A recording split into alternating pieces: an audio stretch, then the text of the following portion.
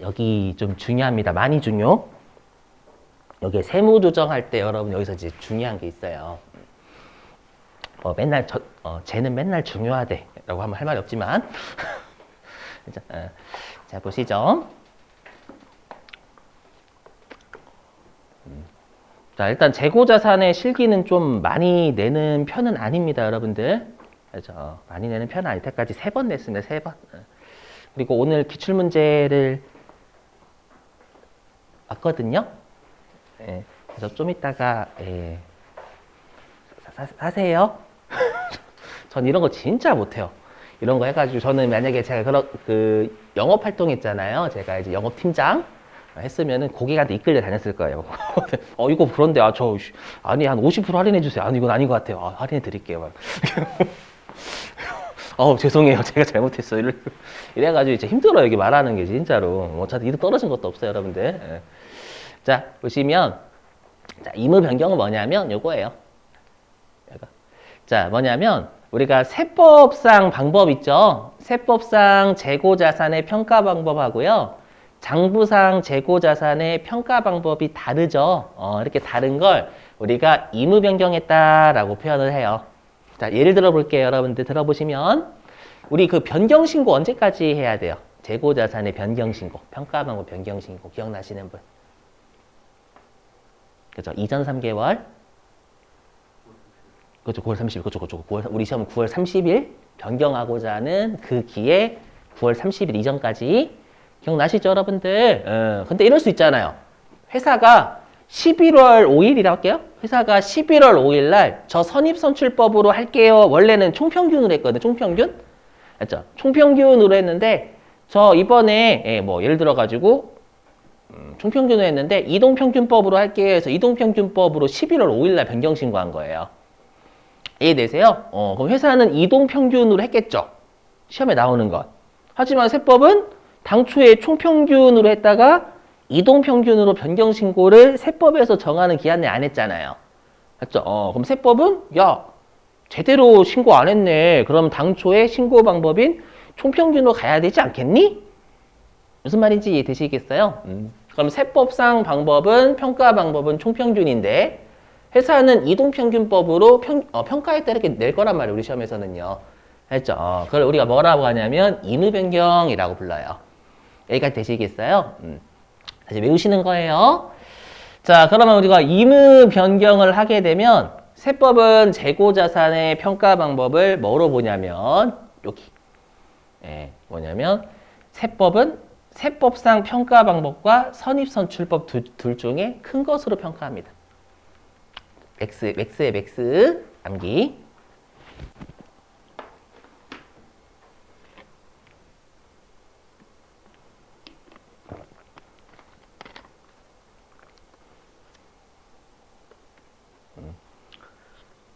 자, 무슨 말이냐면 우리가 세법상 평가 방법이 방금 총평균법이었죠, 여러분들. 맞죠? 총평균 개로만 하는 게 아니라 선입선출법도 비교해가지고 큰 것으로 세법은 평가하겠다라는 거예요. 그래서 중요한 게 우리 실기에서 뭐냐면 물론 중요하진 않죠. 왜냐하면 재고자산이 실기가 좀 많이 나오는 편은 아니니까. 혹시라도 재고자산 조정 명세서가 시험에 나오면 중요한 게 뭐냐면 무신고나 아니면 임의 변경할 때는 반드시 선입선출법에도 넣으셔야 된다는 게 핵심이에요. 일단 그거 외우시고. 자, 그리고 이제 중요해요. 이제 여기서부터는 중요합니다, 여러분들. 물론 위쪽은 재고자산 평가 조정 명세서가 나왔을 때 중요한 거고요. 자, 여기 아래 보시죠. 세무조정. 잘 보세요. 자, 여러분 질문. 세무조정은 단기 거예요? 아니면 누적으로 해요? 세무조정은 무조건 단기 거예요. 올해 거 하는 거, 올해 거. 전년도에 세무조정은 전년도에 했었을 거예요. 이해되세요? 근데 여기 재고자산 6장하고요. 그럼 나중에 하는 11장 대손충당금이라는 동네가 있어요. 그 동네는 무조건 세무조정을 단기 말 잔액의 차이를 조정하라 라고 돼 있어요. 일단 이걸 외우셔야 돼. 무조건이에요, 무조건.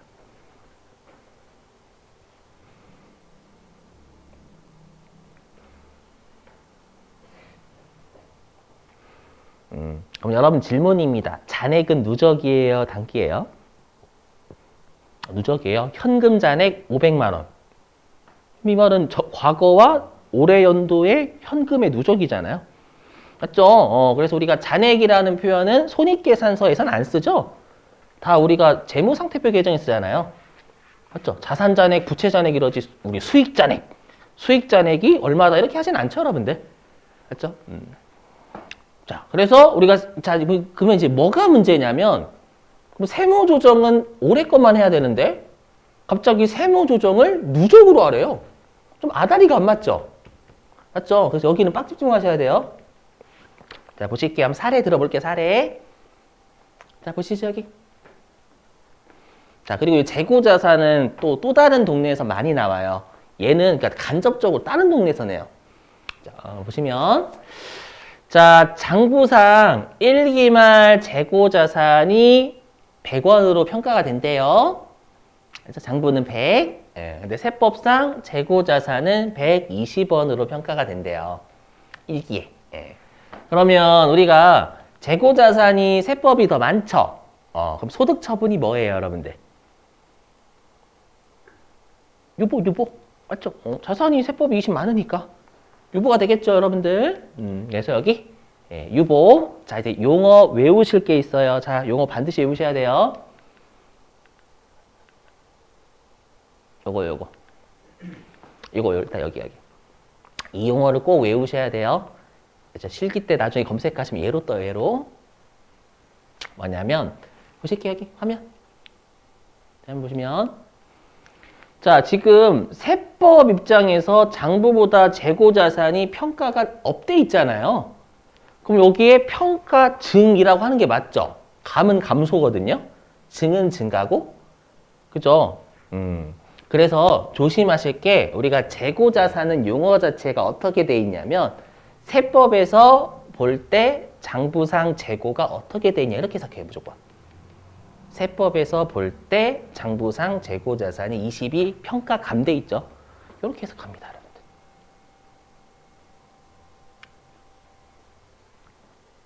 저 잘못한 거 아니죠? 제가 만든 거 아니고. 여러분들 이렇게 하시던데 제가 미안해. 세법이 많이 미안해요. 제가 사과드릴게요. 법인세가 많이 사과. 자, 그래서 여기 세법에서 바라볼 때 우리가 장부상 재고자산이 세법보다 감소되어 있다 이 말입니다. 알죠?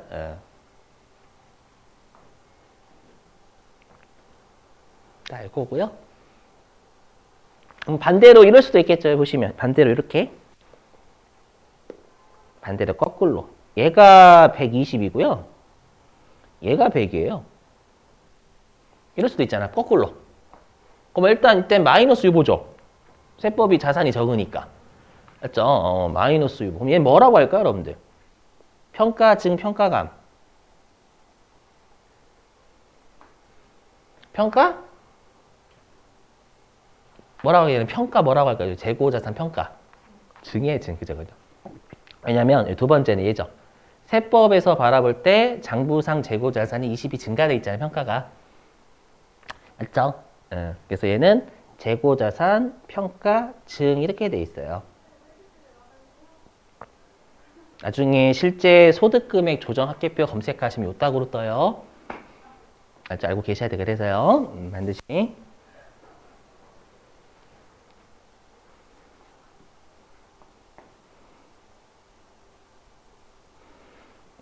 지우고. 자, 그럼 당연히 여러분 이건 제가 왜 적어놨냐면, 네, 보실게요. 여기 화면. 자, 유보면 당연히 가산주정이죠, 여러분들. 가산주정인데, 우리가 상품 재고자산 T계정에서 기말 상품하고 매출원가 같은 쪽에 있죠. 그죠? 그러면 요 사례에서 세법이 재고자산이 20이 더 많잖아요, 기말에. 그럼 당연히 같은 쪽에 있는 매출원가는 더 작아요, 세법이요. 이해되세요? 아니, 기말 재고가 20이 세법이 더 크잖아요, 지금 사례에서. 20이 더 크면 매출원가는 20이 작아야 정상이죠, 여러분. 같은 쪽에 있으면. 그죠? 그래서 세법이 매출원가라는 비용이 적으니까 송금불산입니다. 그 말인데 우리는 그게 중요하지 않죠. 왜냐하면 어차피 송금불산입이나 입금사입이나 같은 거니까. 맞죠? 그래서 이건 너무 신경 쓰지 마시게. 왜냐 FM대로 하면 이렇게 된다는 뜻이고. 맞죠? 다들 같이 보실게요, 여기. 자, 그랬다가 이제 보실게요. 일단 여기 보실게요, 여기. 주석 3번 그 설명. 자, 보시면. 자, 그리고 이제 2기가 단기라고 가정할게요. 2기가 단기. 자, 2기 중에는 거래가 하나도 없었대. 재고자산에 거래가 없었대요. 그럼 거래가 없다라는 건 2기 때 세무조정은 없다라는 게 원래 정확한 거예요. 그럼 거래가 없으면 2기 말에 재고자산 잔액은 똑같겠죠. 맞죠? 그래서 2기 말에 장부상 재고자산 100일 거고 세법상 재고자산 120일 겁니다. 맞죠? 근데 2기 중에 거래가 우리 2기에 세무조정 하는 거지 2기 말 자산 가지고 하는 게 아니에요, 여러분들.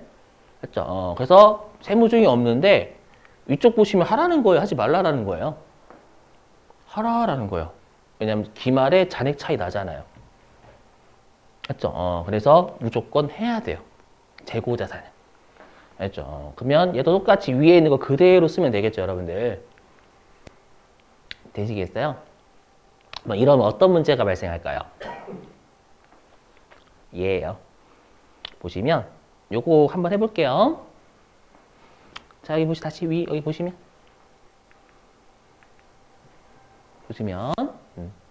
그러면 요 2기 말의 차이 있죠. 잔액 차이죠. 잔액 차이. 잔액이라는 건 지금 사례에서 1기와 2기의 누적이죠. 그렇죠? 그래서 요 2기 말의 잔액 차이 20원 분석해 볼게요. 뭐냐면 얘가 여기 보시면 자, 2기 말 잔액 차이 20원 있잖아요. 요 2기 말 잔액 차이 20원 같은 경우에는 1기 말 잔액 차이 20원. 맞죠? 그래서 전년도의 차이 20원. 얘랑 2기 중에 차이가 하나도 발생하지 않았죠. 걔를 더해가지고 잔액 차이가 발생을 한 거예요. 이해되세요? 그러면 우리는 이런 걸 하면 돼. 뭐냐면, 자, 잘 들어보셔야 돼요. 정확하게. 자, 우리가 잔액이라는 건 과거와 단기의 누적인데 세무조정은 당년도만 해야 정상인 거예요. 들리세요? 당년도만 하는 게 정상인데 누적으로 하는 거 잔액을 해버리면 누적으로 해버리는 거죠. 그럼 어떻게 하면 될까? 단기 것만 하는 결과가 발생하려면 우리가 과거랑 단기가 누적이죠. 잔액으로 한다라는 건. 그러면 단기 것만 하려면 과거의 차이를 없애주면 되는 거예요. 이해되세요? 그래서 요거예요. 과거의 차이를 없애주는 게 추인이죠, 뭐 여러분들. 알죠? 그래서 여기 전년도의 송금불산 얘를 송금산입하고 그 다음에 유보를 마이너스 유보 이렇게 차이를 없애주면 되는 거예요. 그러면 어떻게 된 거예요? 2기의 세무조정은 0 한 거나 마찬가지예요. 왜냐면 여기는 차감조정이고 여기는 가산조정이잖아요. 그렇죠? 그럼 결론적으로 세무조정 0 한 거예요. 근데 무조건 잔액의 차이로 하래요. 이쪽은. 알죠? 그래서 이렇게 생각하시면 돼요. 자, 다시 한번. 자, 잔액은 전년도하고 과거하고 올해가 더해져 있는 개념이에요. 맞죠? 근데 세무조정은 올해 것만 해야 돼요. 그러면 어떻게 하면 되냐면 과거와 단기가 누적되어 있는 잔액을요. 과거의 차이를 없애줘요. 과거의 차이를 없애주면 당년도만 한 결과가 나타난다라는 거예요. 이해되시겠어요? 이게 나중에 또 11장에서 또 나와요. 딱 2개거든요. 이렇게 잔액 차이로 하는 놈들. 알죠? 그래서 여기 이거예요. 뭐냐면 우리가 2기 말에 잔액 차이가 20원 발생하잖아요, 여러분들. 맞죠? 그러면 우리가 1기 말은 2기 초하고 같죠? 맞죠? 그러면 1기 말의 차이를 기초에 없애주면 돼요. 20 빼기 20 하면 0 되는 거잖아요, 여러분들. 그렇죠? 20 빼기 20. 그렇죠? 이렇게 해야 된다라는 거예요, 여러분들. 이거 진짜 중요해요. 그래서 자, 얘는 어디에서 출제를 많이 하냐면 이렇게 출제해요. 재고자산이 있고요. 그 다음에 전년도의 세무조정 주는 거예요. 그러니까 무조건 전년도의 세무조정을 무조건 시켜주셔야 돼요. 이게 진짜 중요해요. 나중에 꼭 암기하시고. 자, 그 다음에 예설명을 하고 좀 쉴게요. 좀 여러분들이 좀 머리 아프실 거니까. 쉬는 건 아니고 죄송해요. 하나 더 주의할 거. 요거. 주석 3번. 요거 설명. 자, 뭐냐면. 자, 들어보실게요. 자, 우리가 인후 변경은 이랬죠. 세법상 신고 방법과 회사가 평가한 방법이 다른 거잖아요. 맞죠? 근데 이럴 수 있겠죠. 회사가 신고한 방법하고 회사가 평가한 방법이 똑같대요. 똑같은데 착오로 금액이 오류가 난 거예요. 이해되세요? 그러니까 금액에 오류가 났는데 회사가 세법상 신고한 방법과 장부에서 평가한 방법 똑같다라는 거예요. 그럼 그때는 임무 변경으로 보지 않는다라는 거예요. 그렇죠? 왜냐하면 임무 변경으로 보게 되면 선의선출법으로도 세법 평가하잖아요. 그건 안 하겠다라는 거예요. 알죠? 이것도 시험에 재고자산 쪽에서는 잘 줄지 않을까 기억하시고. 아시죠? 이거. 자, 그 다음에 한 가지 또 주의하실 사항 설명해 보시면. 자, 이제 여러분들이 이제 잔액, 우리가 여태까지는 다 거래별 방식 썼죠. 거래별. 하나하나 세무조정 다 있잖아요. 맞죠? 자, 이제 우리가 하나하나 세무조정을 다 했는데 갑자기 이제 잔액의 차이를 한꺼번에 세무조정한 걸 배웠단 말이에요. 그러면 이제 이 두 개를 섞어 쓰는 분들이 계세요. 자, 무슨 말인지 해볼게요. 잘 보세요. 이것도 같이 해야 돼요. 이거 같이 안 하면 실제로 여러분들이 많이 이거 쓰시거든요. 중복해서 쓰신다라는 거예요. 보시면. 자, 보실게요. 자, 이 1기 말에 재고자산이 장부는 100, 세법은 120 이렇게 있었다가요. 이 중에 60%를 처분했대요. 그럼 60% 처분하면 재고자산이 장부는 얼마 없어져요? 60? 그렇죠. 60이 마이너스 됐다 그 말이고 세법은 60% 곱하면 72가 없어지겠죠, 여러분들. 72 되셨어요? 그럼 우리가 여태까지 했던 세무조정은 잔액이 아니라 거래별로 다 하나씩 했잖아요, 여러분들. 그럼 이때 거래별로 하게 되면 자산이 세법이 더 없어지죠. 없어지니까 어떻게 돼요? 마이너스 유보가 되겠죠, 여러분들. 그래서 마이너스 유보니까 차감조정 되세요? 물론 어떤 개념이기도 해요. 처분보이 처분. 처분인데 60% 처분했으니까 이거예요, 여러분 보시면.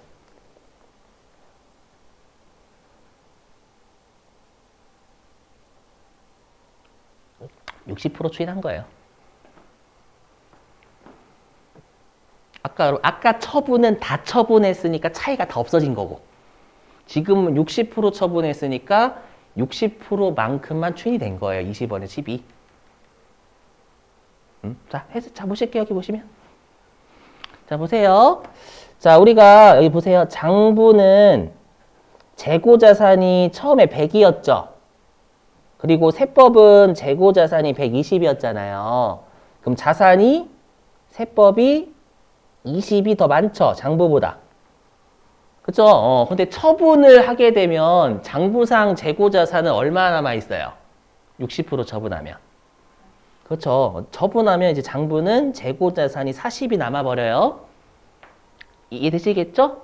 근데 세법은 얼마 남아요? 120에서 72가 없어지니까. 48이에요. 오케이? 그러면 이제 세법이 장부보다 재고자산이 얼마 많아요? 8. 맞죠? 그럼 20이 많았다가 8이 많으면 12의 차이가 해소된 거죠. 이해되시겠어요? 그래서 유보추인 나오는 거예요, 여러분들. 유보추인을 대략 어떻게 해야 되는지 좀 감 오시죠? 조금씩 감만 잡아 나가시는 거예요. 그렇죠? 반대 세무조정은 차이가 났던 게 해소가 되니까. 근데 우리가 여태까지 했던 건 다 해소가 됐으니까 전부 추인한 거고. 지금 60%만 처분했으니까 60%만 해소가 된 거예요. 맞죠? 유보 추인을 바로바로 여러분들 하실 수는 없어요. 저도 그랬거든요. 여러분, 저하고 여러분하고 머리가 비슷해요. 기분 나쁘시면 죄송. 머리 크기는 제가 더 큰데 재미없죠. 근데 알죠? 유보 추인 저도 여러분들 진짜 많이 힘들었어요. 그렇죠? 이건 한 세네 번 정도 좀 계속 연습해야 유보 추인이 어느 정도 얼추 또 들어오더라고요. 처음엔 잘 안 들어와요. 알죠? 계속 제가 설명드릴 거예요. 추인이 나올 때마다 워낙 중요하니까. 이거 설명 안 드리면 나중에 추인하는 문제 못 풀거든요. 자, 그 다음 여기. 자, 다시 보시면. 다시요. 자, 그랬다가 이제 여기 보시면. 다 이제 신규로 또 재고자산을 매입을 했대요. 매입했는데 원래는 150 매입했거든요. 근데 장부가 미쳐가지고 100을 적은 거예요. 그렇죠? 받아들이시길. 자, 그러면 이때 또 세무조항도 발생했겠죠. 어떻게 세무조항 발생했을 거냐면 자산이 세법이 증가해야 되잖아. 50원만큼. 맞죠? 그럼 유보가 되겠죠. 유보. 되셨죠? 그래서 유보니까 가산조정. 이렇게. 자, 그러면 이제 2기 말에 잔액이 얼마가 돼? 장부는. 2기 말에 재고자산의 잔액은. 여기 있죠. 장부는 재고자산이 40 있었죠. 근데 재고자산 100 늘렸잖아요. 매입했을 때. 맞죠? 그래서 2기 말에 장부상 재고자산은 140 되는 거예요. 오케이? 자, 근데 세법은 재고자산이 48 있었죠. 그랬다가 150 매입했다라고 기록했으니까 198 있을 거 아니에요, 여러분. 이렇게요. 되셨어요, 이거? 응? 이거 중요해요. 왜냐면 이거 섞어 쓰는 분들 계시거든요. 자, 근데 우리가 이제 잔액 차이 해볼게요. 잔액 차이, 이거 잔액 차이죠? 자, 잔액 차이 해볼게요. 잔액 차이, 이거 잔액의 잔액. 자, 그러면 지금 자산의 차이가 58 발생하죠? 58 발생하고 세법이 자산이 58 많아요. 맞죠? 많으니까 여러분들이 잔액 차이를 우리 재고자산 해야 되잖아요, 여러분들. 맞죠? 재고자산은 이거 절대 안 줘요. 얘만 주지, 얘만. 맞죠? 얘만 주는데 지금 하는 건 앞으로 할 세무조정에서 주의할 사항 설명드리려고 하는 거예요. 보시면 그러면 이때 자산이 세법이 많으니까 유보하실 거란 말이에요. 유보. 맞죠? 여기 58. 되세요? 58? 근데 중요한 게 뭐냐면 요 2기 말에 잔액 차이 58 분석해 볼게요. 자, 보시면 자, 2기 말에 잔액 차이 분석이 뭐냐면 우리가 1기 말에 잔액 차이 20원 발생했죠. 맞죠? 그랬다가 우리가 자산이 12가 더 까졌잖아요. 까졌다가 다시 50이 증가했죠. 이해되세요? 그래서 2기 말 잔액 차이 58이 나온 거예요. 즉 과거와 단기를 누적해서 항상 잔액이 발생한다라는 거예요. 이해되세요? 근데 우리가 지금 한 58 세무조정 원샷을 해버린 거 있죠? 얘는 뭘 세무조정한 거냐면 1기와 2기를 한꺼번에 해버린 거예요. 무슨 말인지 이해되세요? 잔액이 항상 누적이니까 과거와 단기를 한꺼번에 해버린 거라고요. 오케이? 근데 우리는 세무조정은 단기를 해요? 아니면 누적으로 해요? 단기만 해야 되는 거니까 누적으로 되어 있는 걸 단기 것만 하려면 과거 걸 없애주면 되겠죠. 그럼 과거가 뭐예요? 얘잖아요. 과거, 얘. 송금불상, 얘. 맞죠? 얘를 없애준다가 우리 없애주는 게 추인이죠. 그럼 얘를 이렇게 하면 되잖아요. 송금불산입, 송금산입. 플러스 유보, 마이너스 유보. 20, 20. 되세요? 자, 그럼 잘 보세요, 여러분들. 잘 보셔야 돼요. 자, 그러면 지금 아래에 제가 빨간색으로 세무조정한 거 있죠? 요건 잔액별 세무조정 방식이다라고 해요. 요거 잔액별 뭐예요? 한꺼번에 누적으로 하고 과거 걸 없애는 거. 맞죠? 하면 이거 어떻게 돼? 결론이. 여기 보세요, 결론이.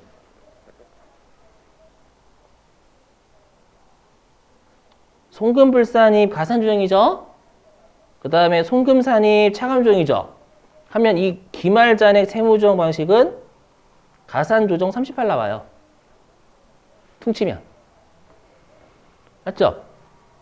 그 다음에 위쪽 보세요. 위쪽이 거래별 방식은 그 단기 중에 거래별로 다 하는 거예요, 세무조정을. 맞죠? 그럼 거래별 방식 보시면 이렇게 되죠, 거래별. 파란색으로 할게요, 여기. 송금산입 12. 송금불산입 50. 그럼 최종적으로 얘도 가산조정 38이죠. 이해되세요? 그럼 제가 하고 싶은 말 뭘까요? 이 두 개를 동시에 하면 지읒된다라는 거예요. 맞죠? 여러분이 잔액 방식을 하시면 거래별 방식 하시면 안 된다는 거고, 거래별 방식 하면 잔액 방식 쓰면 안 된다라는 거예요. 둘을 동시에 하면 큰일 난다라는 걸 제가 강조하고 싶은 거예요. 이거 실제로 헷갈리는 분 되게 많다니까. 둘 다 하시는 분들 계셔. 알죠? 시험에서는 잔액 방식으로 해도 무조건 옳다고 해요. 알죠? 거래별 방식으로 끊어도 정답 인정. 무슨 말이에요? 여태까지 우리가 재고자산 빼고 나머지는 다 거래별로 다 했잖아요. 맞죠? 그걸 잔액 방식으로 해도 문제 정답을 인정한다고요. 알죠? 대신에 잔액 방식을 쓰셨는데 갑자기 거래별 방식도 한꺼번에 또 한 번 해버리면 중복으로 하시는 거니까 오답 처리해버립니다. 되시겠나요? 무슨 말인지? 결론이 같잖아요, 여러분들. 그렇죠? 세법은 결론이 중요하지 그게 금액의 차이가 난다 이게 중요하지 않잖아요, 여러분들. 항상 말씀드리지만. 그죠? 요거 영상 찍고 있으니까 혹시라도 이해 안 되시면 한 번 더 보세요, 여러분들.